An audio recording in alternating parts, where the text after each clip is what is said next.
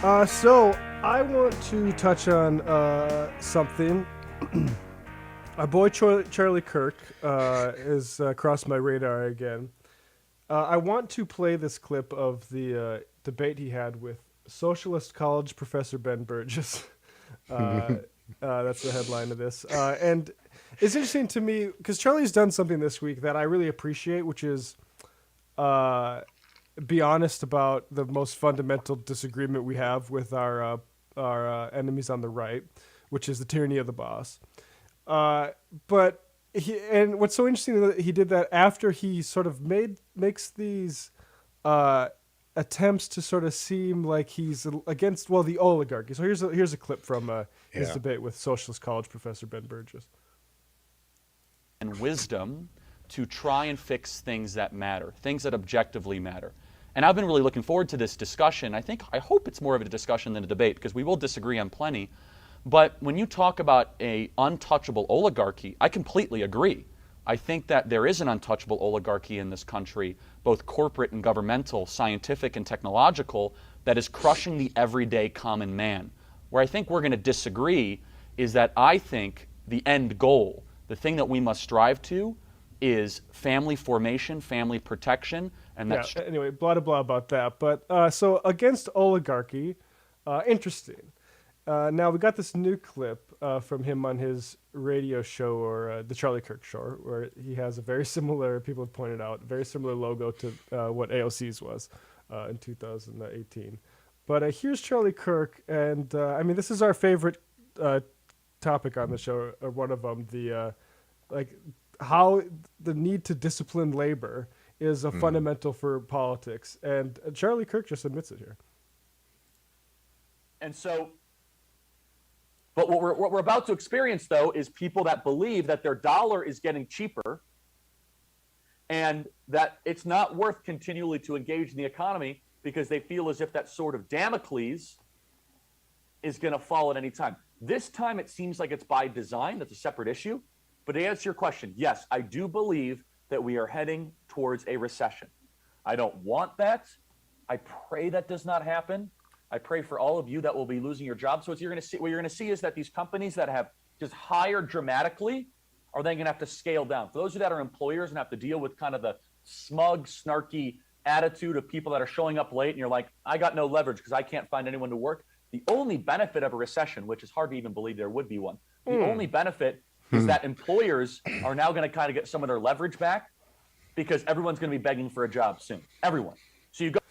That is where right wing populism will always lead you, folks. Yeah. Saying, oh, I guess there's a silver lining, though, of we get to discipline these smug, Uppity employees. lackadaisical layabouts that won't earn me my fucking money.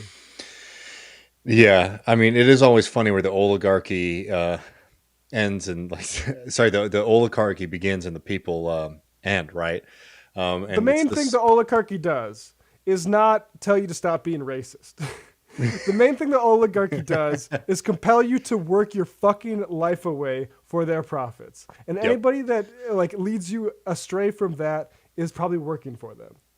well, I mean, that's what's, I mean, the one gift that Charlie, and I mean, gift, the one, the one nice thing about Charlie is he has to speak so much that you get to see how far his thought actually goes. Because Ben certainly, took him for a nice stroll during that debate. But also here, right? This is somebody who just, a few months ago was talking about how he truly agrees that there is like a corporate oligarchy. And yet sounds very much like the Applebee's executive that we played a little while ago who was celebrating the coming recession because they were going to be able to cut wages and force people to work longer and harder, right? I mean, how far And away our from the bar corporate rescue, oligarchy could you get? our bar rescue buddy too. Remember, he's like a you got to discipline a dog by keeping him hungry overnight. Yeah. No, I mean, it's true. And like, it's so funny that like, I mean, because Kirk, he's a performer and he wants to sort of like ride the feelings of the crowd. And like, some level of like Trump stuff allowed them to sort of seem like they were standing against like the system at large. But out of power, they become nothing but cheerleaders for capital. And two, like, it is so funny. I mean, I do love, when Charlie tries to think constructively. But sitting here, like, trying to talk about, like, oh, the next recession is coming. Well, you know who else makes those arguments? Marxists. In fact, it's actually one of the key criticisms of capitalism that Marx makes is that the production cycle always trends to collapse because eventually you go into levels of overproduction, which drives down the amount of money you can sell products for. And then the entire system has a funding collapse. Now, capitalism tends to, in the modern era, get through that through big government spending to basically, beat the business cycle. But it's not some kind of radical or unusual thing to say, oh, recession might be on the way. In fact, it's something that Papa Carl, a couple hundred years ago, laid out extremely clearly and has been shown absolutely correct from the past 250 years Yeah. of capitalist hegemony, right? The real radical thing, if you want to be a radical right winger, is to say that we finally figured out the business cycle and, the recession or the downturn will never come. And those people are constantly proved incorrect.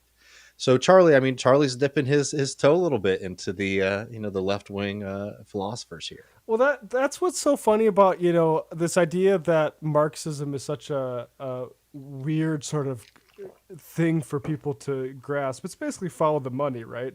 Yeah. And like this sort of intuition that Charlie has that maybe this is going to be some sort of planned thing that is going to benefit powerful people. It's like, yeah, motherfucker, go back 150 years. Well, that's the point. Is like, and that's the point about Charles. He can't go much further. Like, he can give an opening statement, which is, "Well, I think the oligarchy is a problem." Throw in some weird stuff about technology, I guess, and scientists. But like, that's as far as he can get, because once you start to make him stand on his own 2 feet on his own analysis, it crumbles very, very quickly. Because the right loves to create the shadow room of like, oh, a bunch of people secretly are controlling this society, which is bullshit. The people who are controlling the society are the people that you probably have the most contact with. Is your fucking boss.